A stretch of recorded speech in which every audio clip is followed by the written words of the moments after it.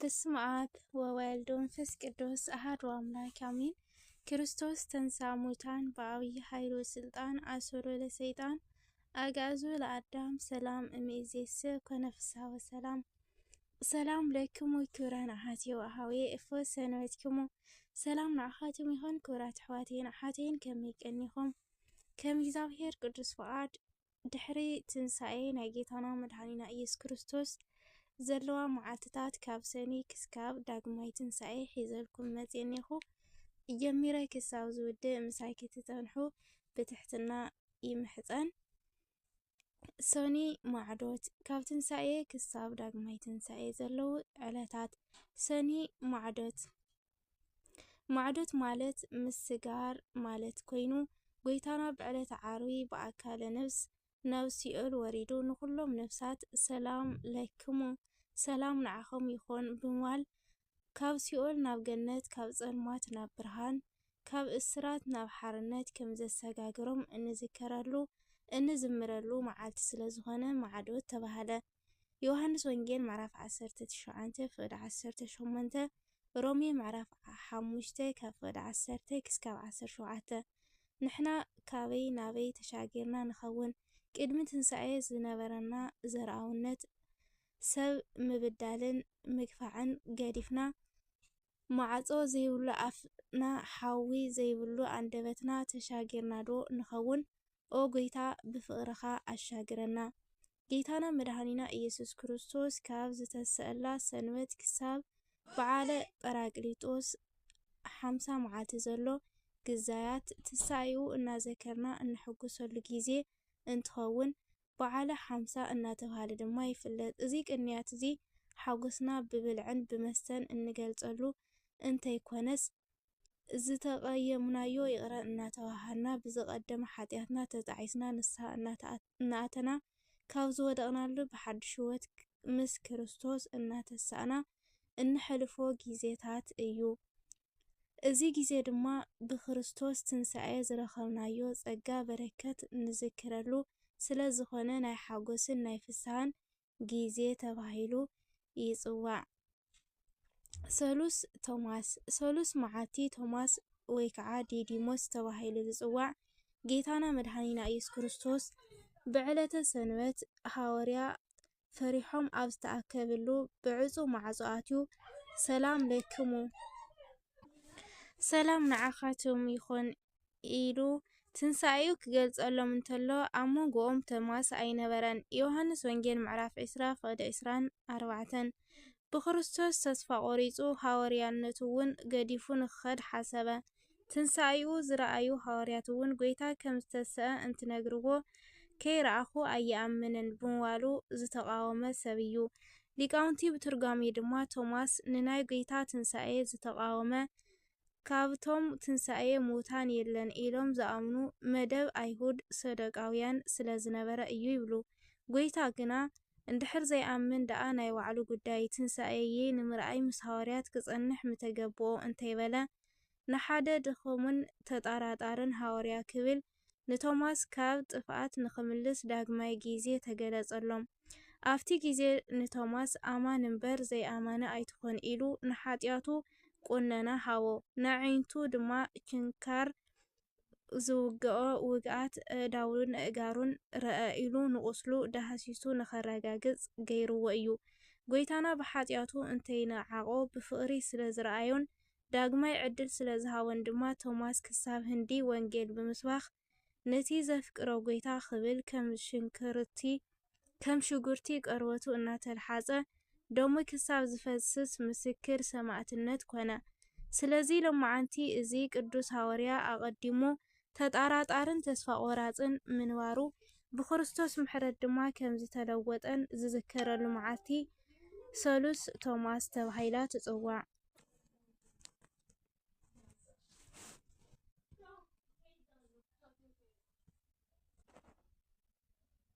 ረቡዕ ኣልዓዛር ክንደይ ዝሞተን ዝጨነወን ኣልዓዛራዊ መንነት ይህልወና ይኸውን።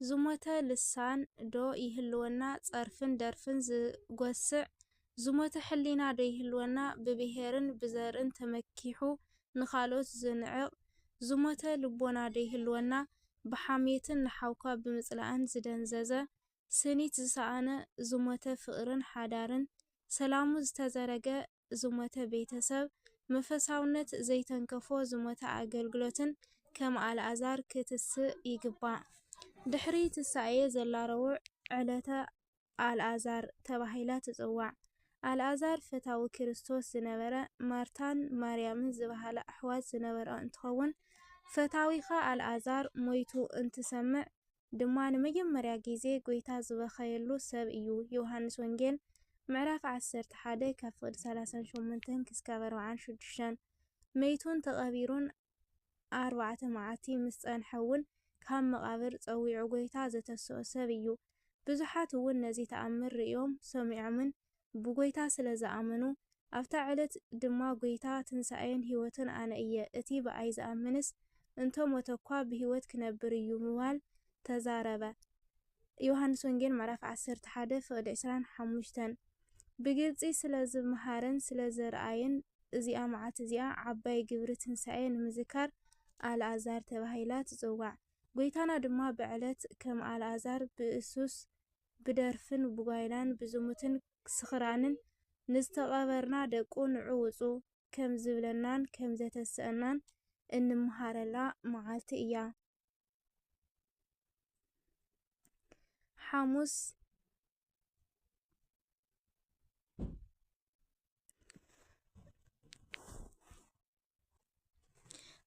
دما حاموس أدام تباهيلات تزوع أدام مالت ملكوع صبو قنجو كم مالت كوينو إكزابير أملاخ عسران كلتن فطرتات بسلسة منجدي مالتون بأرمومو بسقطا بنبي بمنقارن بقبير بمسرحن أو شدش معاتي انتفترم بإيدو كام مدر حمد تفتيفو كاب 4 بحريات السجان مالتون نفاس حوي ماي مريت كاب 3 بحريات نفسي مالتون نبابيت تناغاريت لباويت حسابيت حياويت إلدا أبت بحالبوتا زفتورو كبر فترة عداميو مس فتورو دحرا 4 معات دما ناب جنة أتوا هيوانون كاوغون عزمو تفتيرا أو 8 معاتا ناب جنة أتوت أدام كم انسسات مواتي كم ملاختي زي موت انتو يكونس مواتن إي مواتن نخون مأخلاي كوينوز تفتر فطوريو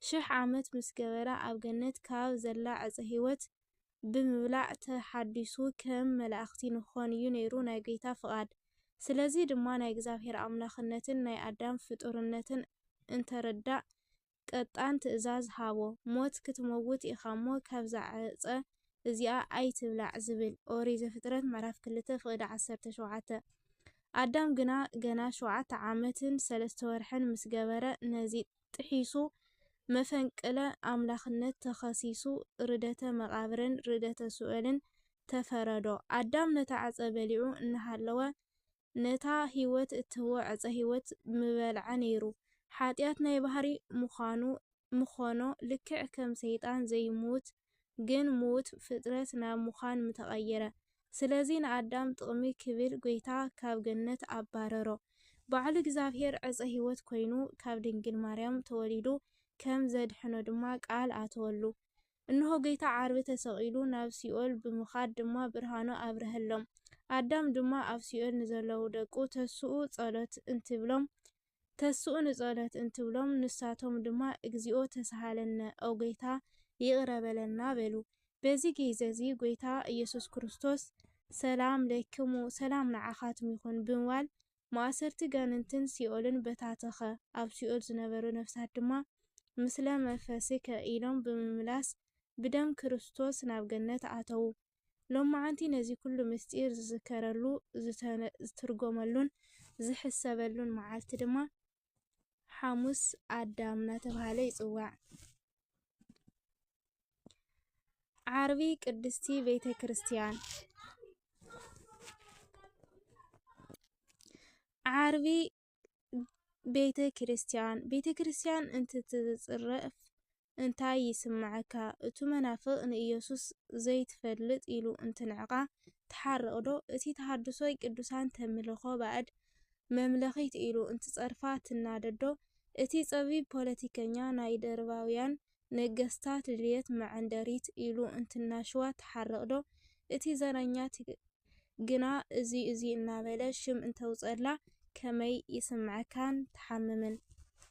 ኣብ 40-80 መዓልቲ ካብ ማይን መንፈስ ቅዱስን ዝተወለድናላ እንትጽረፍ ኣኽኢሉካስ ኣፍካ ዓጺኻ ተጸሚምካስ መልሓስካ መልሲ ካብ ምሃብ ሎማዓንቲ ዕለተ ዓርቢ ቤተ ክርስቲያን እናተባህለት ትፍለጥ። ቤተ ክርስቲያን ዝብል ቃል ብግሪክ ኣክሌስያ እትበሃል ትርጉሙ ኣብ ሰለስተ ይኽፈል።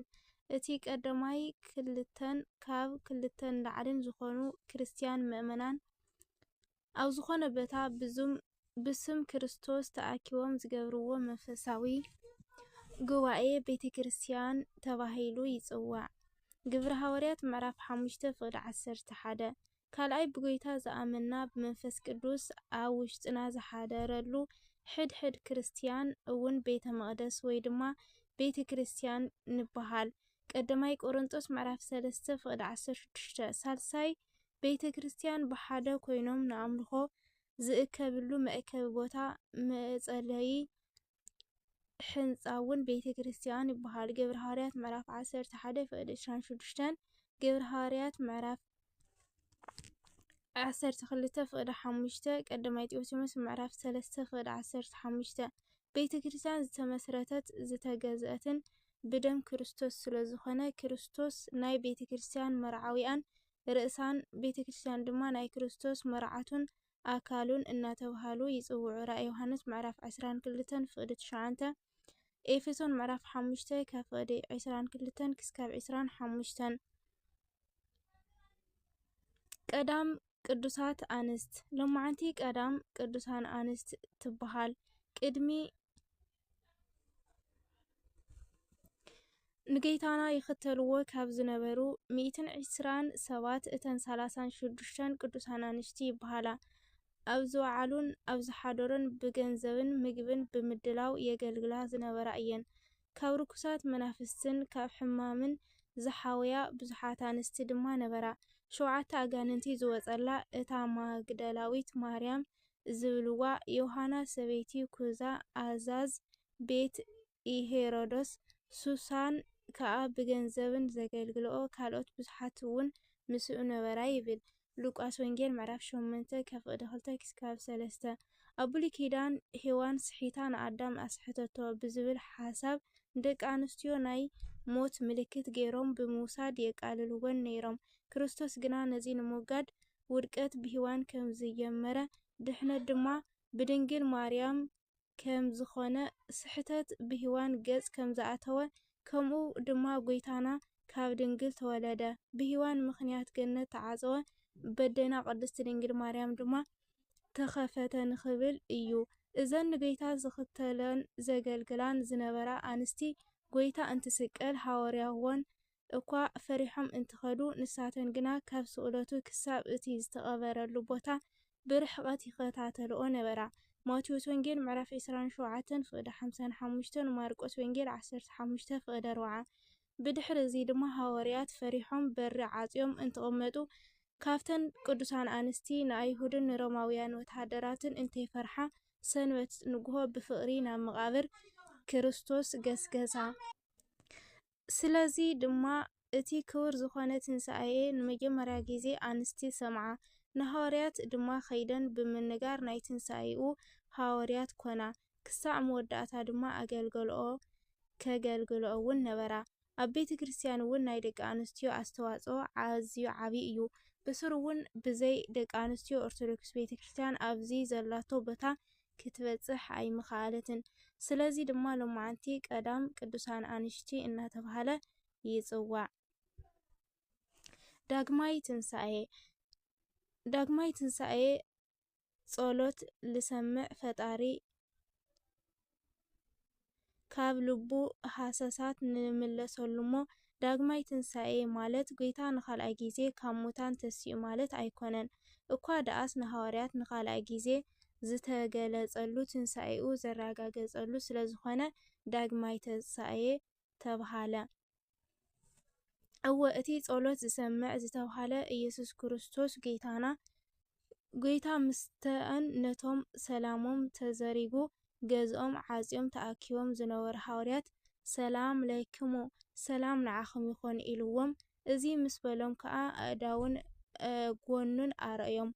እዚ ዝኾነሉ ዕለት ትንሳኤ እዩ ነይሩ። ሓዋርያ ቶማስ ግና ኢየሱስ ተገሊጹ ረኣዮ ክሪኦ ከሎ ምስኦም ኣይነበረን። ሓዋርያት ከዓ ንጎይታ ርኢናዮ ካብ ሞት ድማ ተስኡ ኢሎም እንትነግርዎ እቲ ሽንካር ኣብ ኢዱ እንተዘይረኣኹ ኣጻብዒ ድማ ኣብቲ ዝተወግአ ጎኑ እንተዘይኣተኹ ኣይኣምንን እየ በለ። እዚ ድማ ቶማስ ካብቶም ሰዱቃውያን ከም ዝነበረ ይንገር። ትንሳኤ ሙታን የለን ኢሎም ዝኣምኑ ናይ ኣይሁድ ዘርኢ ስለ ዝነበረ እዩ። ጎይታ ግና ንቶማስ ንኸኣምን ተኣኪቦም እናሃለዉ ዳግማይ ተገሊጹ ንቶማስ ኣጻብዕኻ ናብዚ ኣምጽእ ንእዳወይ እውን ረአዮ ኢድካ ከዓ ናብዚ ኣምጽእ እሞ ናብ ጎነይ ኣእትዎ በሎ። ቶማስ እውን እዳው ዘርጊሑ ናብቲ ዝተወግአ ጎኑ እንተእቱ ኢዱ ይሕርሮ። በዚ ድማ ትንሳኤን ኣምላኽ ክርስቶስ ተረዲኡ ጎይታይ ኣምላኸይ ኢሉ ጨረሐ።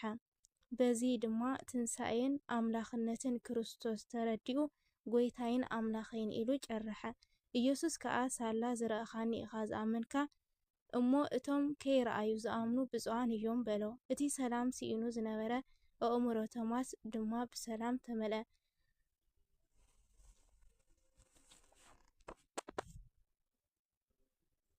ምክንያቱ ክርስቶስ ኣቦ ሰላም እዩ። ኢሳይያስ ምዕራፍ 9:6-7 ሓዋርያ ጳውሎስ እውን ናይ ሰላም ኣምላኽ ኢልዎ እዩ። ሮሜ ምዕራፍ 15:33 ሮሜ ምዕራፍ 16:20 ሰላምና ክርስቶስ ስለዝኾነ ክውለድ ከሎ ጀሚሩ ሰላም ኣብ ምድሪ ዝብል መዝሙር እዩ ዝተዘመረ። ሉቃስ ወንጌል ምዕራፍ 2:3-14 ሰላም ባዕሉ ክርስቶስ ከም ዝኾነን ልቦና እውን ብኡ ክጸንዕ ከም ዘለዎን ድማ ልብኹም ኣይሸበር ብኣምላኽ እመኑ ብኣይ እውን እመኑ ይብለና።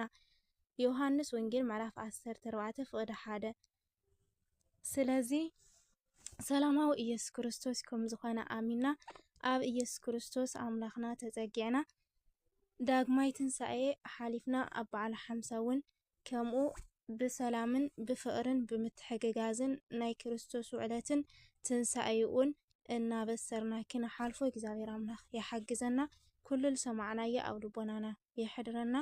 ናብ በዓል ዕርገቱ ድማ ብሰላም ይብጽሐና ኣሚን። ወስብሐት ለእግዚአብሔር ወለወላዲቱ ድንግል ወለመስቀለ ክቡር ለዘለዓለም ዓለም አሜን።